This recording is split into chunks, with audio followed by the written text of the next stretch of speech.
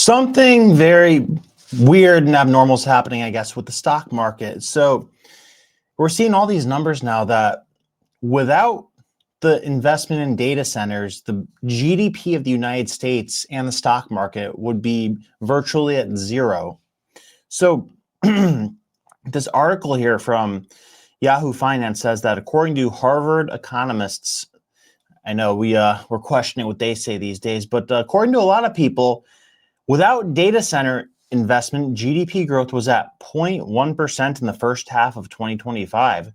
So let's inquire about this a bit. US GDP growth in the first half of 2025 was almost entirely driven by investment in data centers and information processing technology, according to Harvard economist Jason Furman. Excluding these technology-related categories, Furman calculated in a September 27th post on X, GDP growth would have been just 0.1% on an annualized basis, a near standstill that underlines the increasingly pivotal role of high-tech infrastructure in shaping macroeconomic outcomes. Furman's findings shared online and echoed by financial analysts, including Robert Armstrong of the Financial Times Unhedged, the same writer who coined the term taco trade, echoed several months of observations on the remarkable surge in data center infrastructure in August. Renaissance Macro Research estimated to date in 2025, the dollar value contributed to GDP growth by AI data center build-out had surpassed U.S. consumer spending for the first time ever. And consumer spending is really what the driver of the economy and stock market is. Like stock market prices are determined based on company revenue, which is based on consumer spending and sometimes it's business spending. That's remarkable considering consumer spending is 2/3 of GDP. Okay. Technically, as Furman notes, investment in information processing equipment and software was only 4% of US GDP for the first half of 2025. Yet it also accounted for fully 92% of GDP growth over that period. Furman added, it's probably not the case the U.S. economy would have recorded almost no expansion at all absent this build-out, reasoning that absent the AI boom, we would probably have lower interest rates and electricity prices, thus some additional growth in other sectors in a very rough terms that could maybe make up about half of what we got from the AI boom. But still, it's big. Tech giants such as Microsoft, Google, Amazon, Meta, and NVIDIA have poured tens of billions of dollars into building and upgrading data centers, responding to explosive demand for artificial intelligence and large language models that require massive computing resources. And when it comes to the companies listed there, the Magnificent Seven, they account for, I believe, over 30% of the market cap of the S&P 500. So, those companies have done really well over the last 5 years, but absent those companies, the stock market and the economy feels very different. And, it's typical that the top 10 to 20 companies in the S&P 500 are the main drivers of it. They're normally like 25%, but there's a smaller number of companies accounting for a higher percentage of stock market gains. So that's for everybody, I guess, themselves to determine whether that's good or not. But the point is, these big companies are masking the real economic situation in the economy. So Lisa Shallett, Chief Investment Officer for Morgan Stanley Wealth Management, flagged on September 29th that spending was truly massive among the so-called hyperscalers who are striving for huge computing, storage, and network capacity. In recent years, hyperscaler capex on data centers and related items has risen fourfold, and it's nearing $400 billion annually, she wrote. The speed of growth and size of the investments are skewing its aggregate economic impact, with the top 10 spenders accounting for nearly a third of all spending. For perspective, it's estimated that data center-linked spending is adding roughly 100 basis points to U.S. real GDP growth. So the mystery of the economy, the surge in technology-led growth comes against a backdrop of wider economic sluggishness and paradoxically strong GDP growth. Job creation has slowed, rising concerns that absent technology investment, the U.S. economy could have slipped into a recession. Other sectors, from manufacturing and real estate to retail and services, contributed little or even detracted from the overall output in the first half of 2025. And yet, as Apollo Global Management Chief Economist Torsten Solok has noted, the GDP figures speak of a statistically strong economy.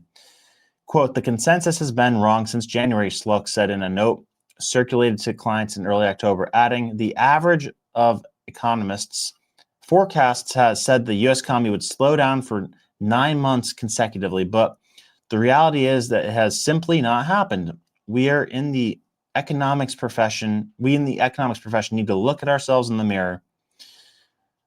Furman's analysis adds to the snarky and accurate observation by Rusty Foster of Today and Tabs, who quipped, quote, our economy might just be 3 AI data centers in a trench coat, an allusion to the data center build-out boom and the cartoon trope slight gag of several young boys teaming up to disguise themselves as an adult.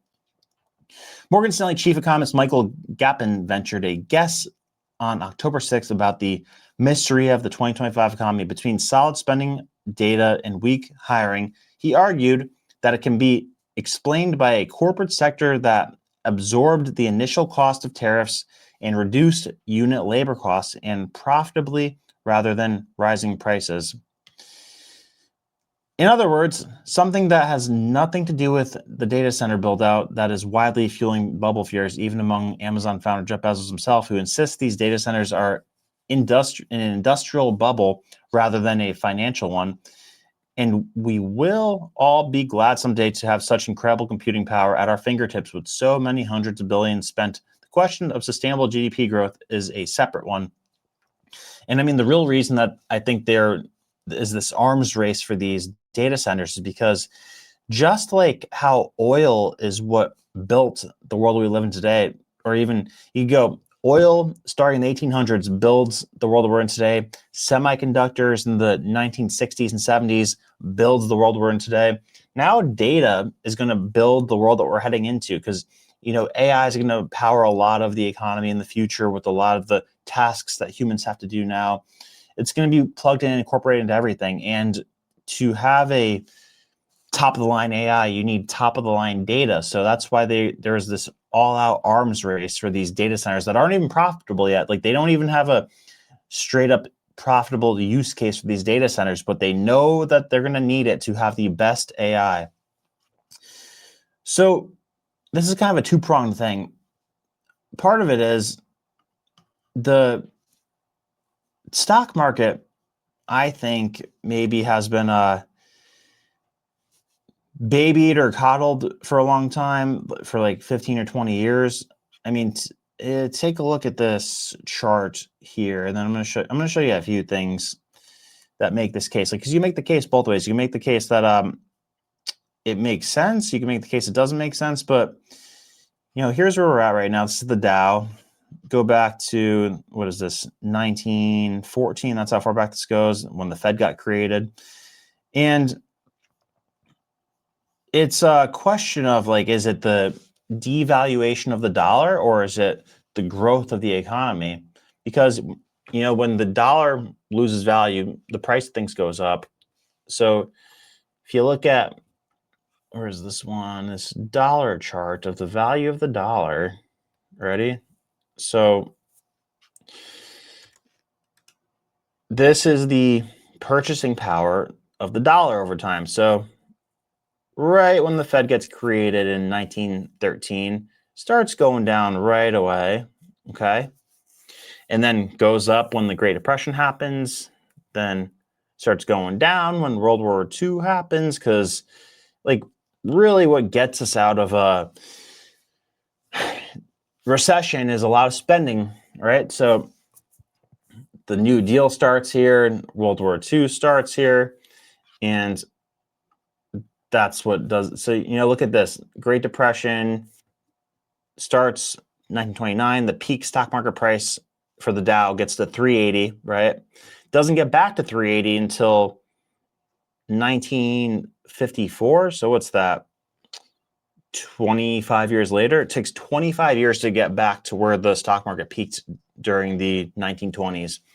All right. And what really drove this growth? What drove this growth was, the New Deal. The government starts spending a bunch of money, trying to put money back in the pockets of people. Doesn't quite get us out. Then World War II happens, a ton of spending. I think we had a higher debt to GDP ratio during World War II than we even have today. But we had the manufacturing and a lot of household wealth that was more so on our side than today. So that gets us out of that depression, because we probably had we call it like a 10, 15, 20-year recession depression. And then the 1950s, that's when we start our consumer economy after Bretton Woods, where we decided that the dollar was as good as gold and it was going to be a dollar-based world. So this is where the U.S. said, okay, we're going to be a consumer economy. We're going to flood the market with goods. We're going to be like this materialistic economy, which I'm not saying that that's like a bad thing. It obviously, look at the result of it. We're ripping higher. And I think it's interesting how we're kind of chopping around here, chop. And then 71, get off the gold standard, right? And it takes about 10 years until we're just off to the races.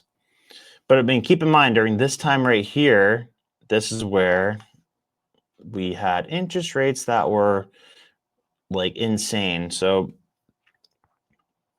look at this. So 60s to 70s, remember. So this is here. We had really high interest rates, but then it's interesting that, well, this is from what, 79 to 82?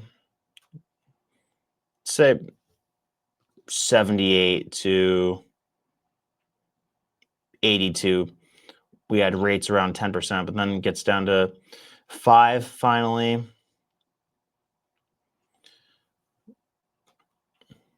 But we really see, that once we get under 5, we're kind of off to the races. Then chop around here a little bit. After that big rise, the dot-com bubble happens, chop. And then they undo Glass-Steagall, which allows investment in commercial banks to start being one entity again, working together. And they get the housing bubble, boom, down. And then since then, rates have been at, what have rates been at? Oh, where we go. So housing market, boom, rates 0 for, what's that, almost 7-8 years. And they go back up a little bit, but Trump is president, so we get that tax deal where he cuts taxes. So it's kind of a crosswind thing where rates start going up, but the tax rate goes down, so higher corporate profits, so that the economy is still able to do well under that. Where are we at here?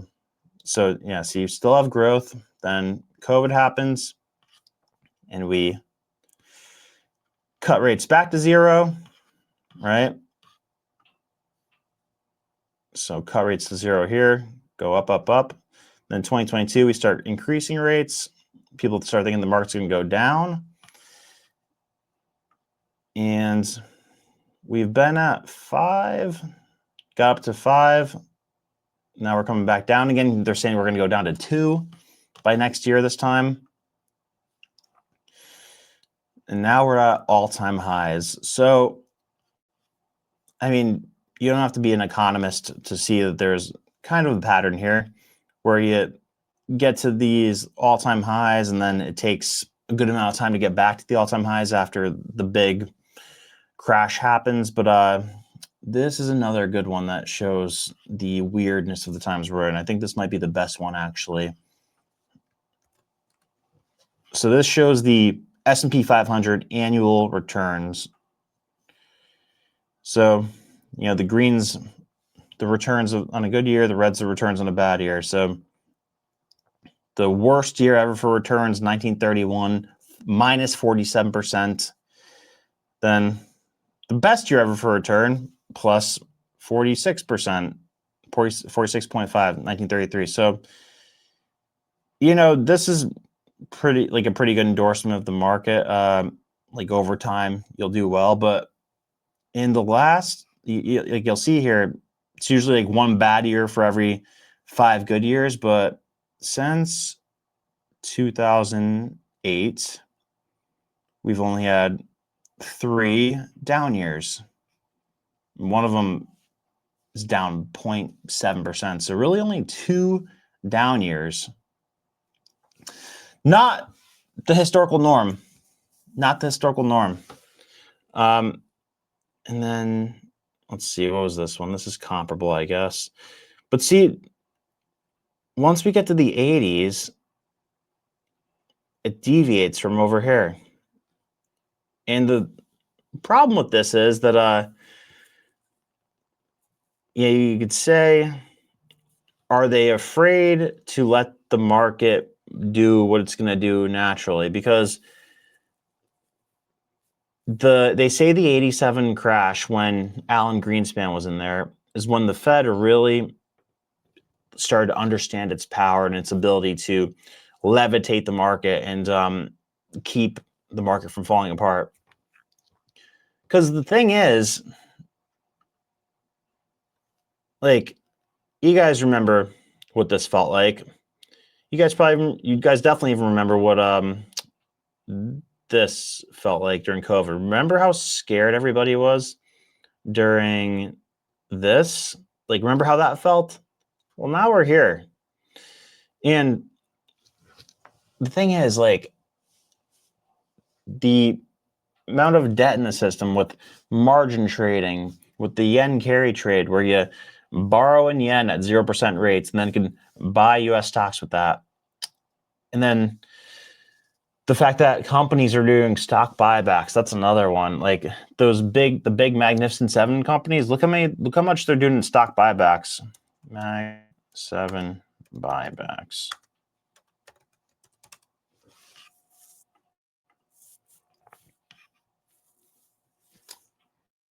I don't even know if this is the most updated one. Oh, here we go.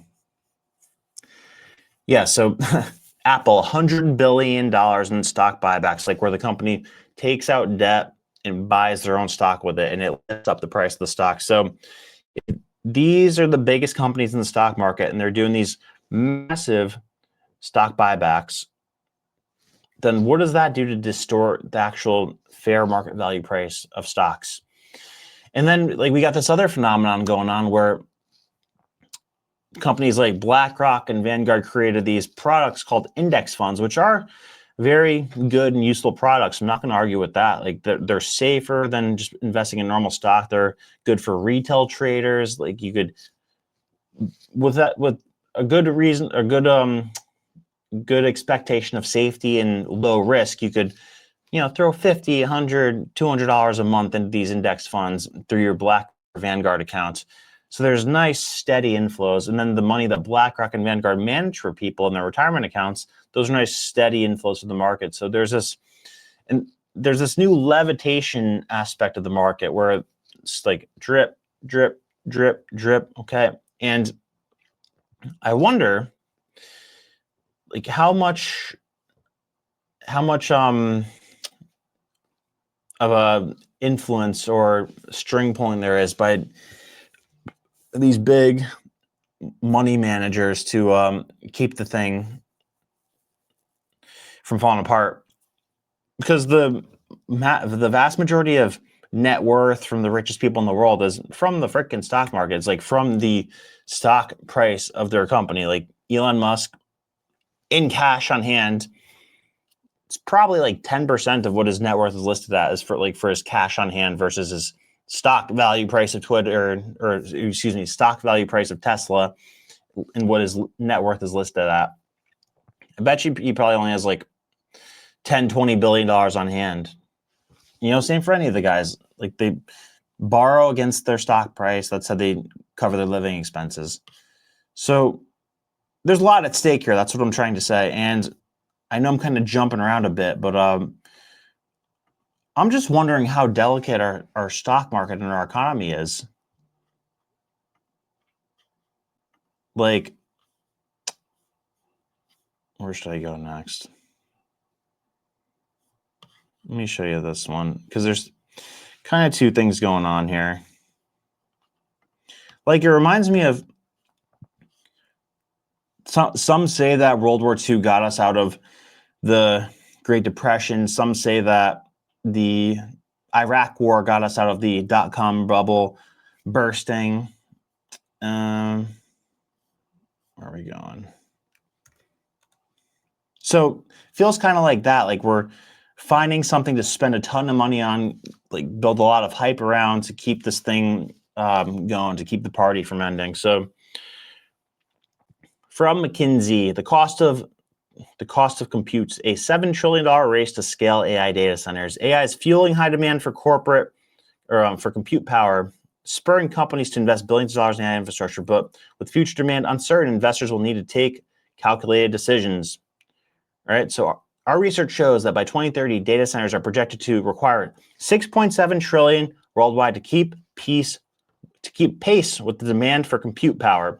Data centers equipped to handle AI processing loads are projected to require 5.2 trillion in capital expenditures, while those powering traditional IT applications are projected to require 1.5 trillion in cap expenditures.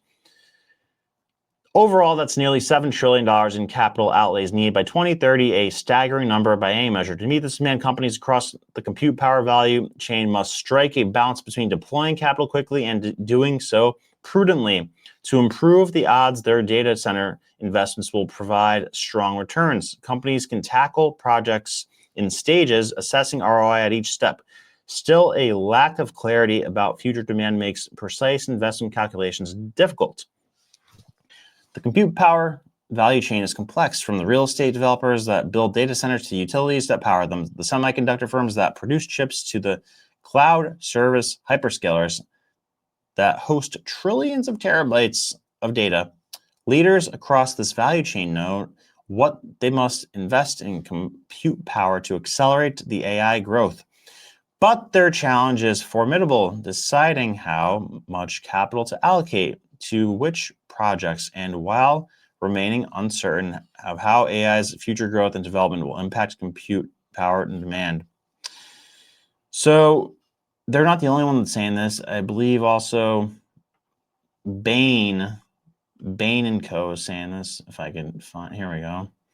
They're saying we have an $800 billion shortfall in money that is in place to fund this. So an $800 billion revenue shortfall threatens AI future, Bain says. Artificial intelligence companies like OpenAI have been quick to unveil plans for spending hundreds of billions of dollars on data centers, but they have been slower to show how they will pull in revenue to cover all these expenses. Now, the consulting firm Bain & Co. is estimating the shortfall could be far larger than previously understood. By 2030, AI companies will need $2 trillion in combined annual revenue to fund computing power needed to meet projected demand. Bain said in its annual global technology report released Tuesday, yet their revenue is likely to fall $800 billion short of that mark as efforts to monetize services like ChatGPT trail the spending requirements for data centers and related infrastructure, Bain predicted. The report is set to raise further questions about the AI industry's valuations and business model. The increasing popularity of services such as OpenAI and ChatGPT's Google Gemini, as well as AI efforts by companies across the planet, means demand for computing capacity and energy is rising at a rapid clip. But the savings provided by AI and companies' ability to generate additional revenue from AI is lagging behind that pace. If the current scaling law holds, AI will increasingly strain supply chains globally, said David Crawford, chairman of Bain's global technology practice. OpenAI is losing billions of dollars a year and prioritizing growth over profit, but it does expect to be cash flow positive by 2029, Bloomberg has reported. Bain didn't go into the likely implications for AI companies if they continue to fall short of profitability in 2030. The biggest tech firms, including Microsoft Corp, Amazon Inc., and Meta Platforms, will ramp up their combined annual spending on AI to more than $500 billion by early next decade, according to Bloomberg Intelligence. The release of new models from OpenAI, China's DeepSeek, among other companies, is spurring demand for AI services and driving the entire industry to boost investment. Global incremental AI computing requirements could soar over 200 gigawatts by 2030, with the U.S. accounting for half of that, Bain said. While breakthroughs in technology and algorithms could ease the burden, supply chain constraints or insufficient power supply could thwart that progress, Bain said. All right, so you get the point. And take a look at these numbers for ChatGPT's revenue, profits, and losses. Because if there's a profit problem and there's this much money going into it,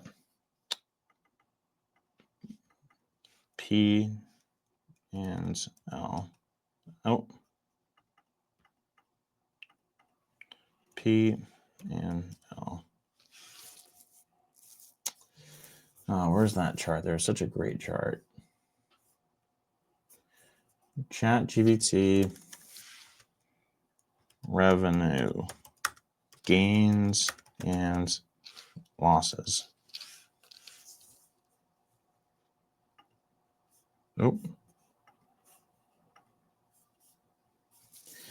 Where is this chart?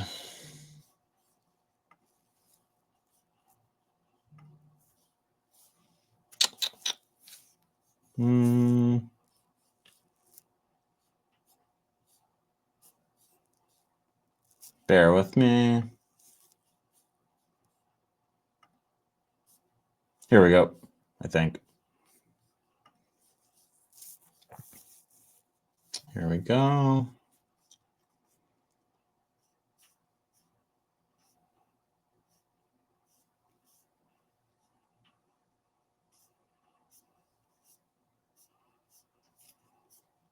What the heck is this thing? They freaking scrub it from the internet? I just had this like a few days ago.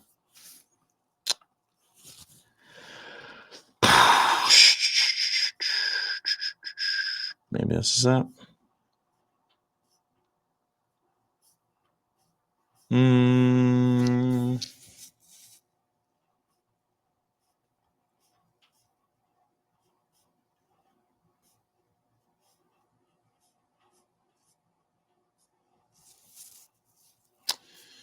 Really?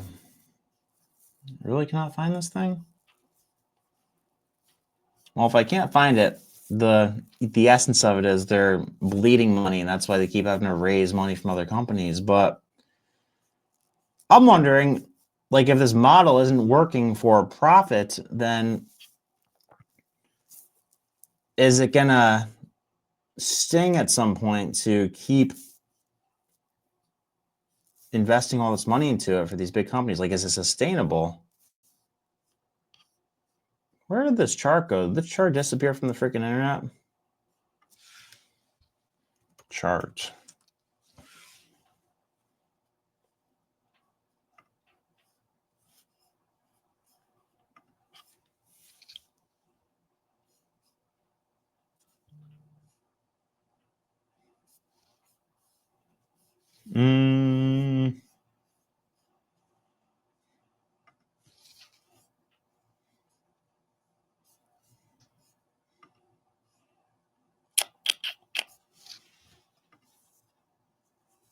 Weird.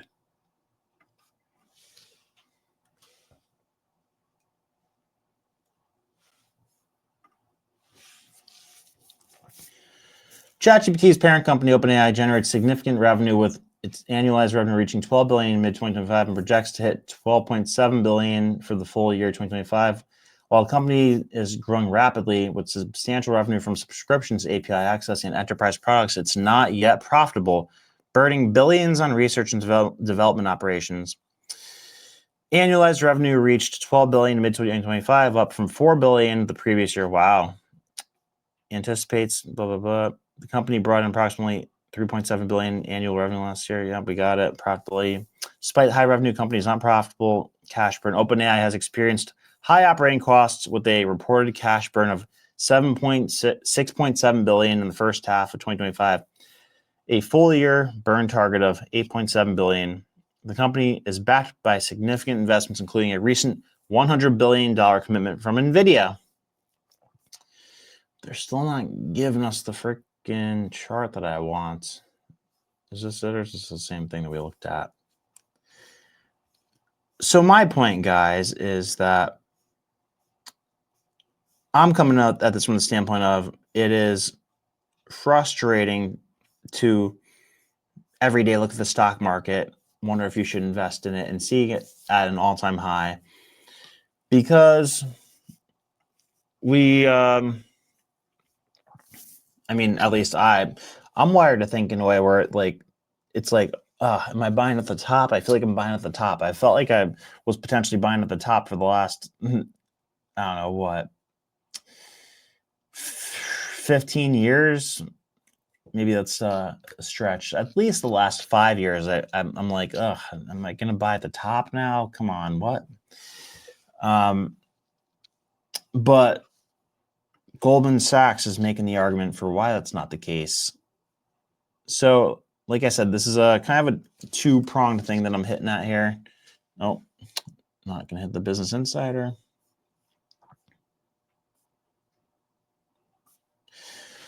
So essentially what Goldman Sachs says, since they're not going to share it with us because we're not subscribed, they're making the case that there's a strong consumer still, that the consumer's resilient, that investment from these large companies is going to remain intact, and technology is going to increase productivity. Like, okay, yeah, I know, but essentially at the end of the day, what the stock market activity is like the story that the economy is telling itself. And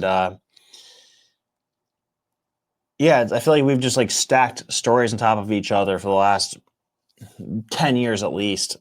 Prior to 10 years ago, it was kind of just like recovery mode from 2008 to like get people confident in the thing again. Because like after a big crash, you get like this whole pessimism, like nationwide pessimism around the stock market. Like, oh, you always get burned if you're in the stock market. But the part that pisses me off is that it's the freaking devaluation of the dollar, man. Like you're doing pretty good if you start investing in the 70s. And I'm sure 50 years from today, you're going to be in a good spot if you've been investing in the stock market, because like shit, is the dollar going to get devalued that much? I mean, it seems like it. Like it's lost, I think, 90% of its purchasing power since the creation of the Fed. It's like, great. So it's almost like you can't have a growing economy without a devaluing dollar. And that's probably just one of those things that mankind hasn't found a way around yet. Like you can't have a growing economy while you gain purchasing power in your mechanism of commerce, which is, like your currency. So I know this was a lot bouncing around, but I don't know. I think these are like the things that we have to focus on. We talk about here at Valuetainment that we want 1 billion self-made millionaires in the next 10 years, like people who run their own business, who are worth $1 million. We need 1 billion people in this world like that. I think there's 24 million self-made millionaires in the United States now, which that's great. The number's gone up a lot in the last 5 years, 10 years. But yeah, I think once that number hits 1 billion and a lot of those people are part of this community, we can make some things happen. Because we're not going to make it happen from living in our basements or having a job where we make $50,000 a year. Like we're not going to make change like that. So we have to like viciously fight to be part of the Millionaires Club so we can make things happen. I know a lot of you guys want to make things happen, but let's get ourselves squared away first before we try to change the world, because in order to change the world, we have to be in a position of strength. All right. So if you have any questions for me, reach out to me on Minnect and we can talk about money, because as much as we like to complain about politics, we need to have our money squared away. So let's get that going, and then we could do the next thing after we get the first thing done. Guys, I love you. I know it's been a while. Sorry about that. But I want to start focusing more on opportunities than problems. So that's why I'm taking this financial direction in the content for the next weeks, months, maybe years. We'll see. Much love. Until next time.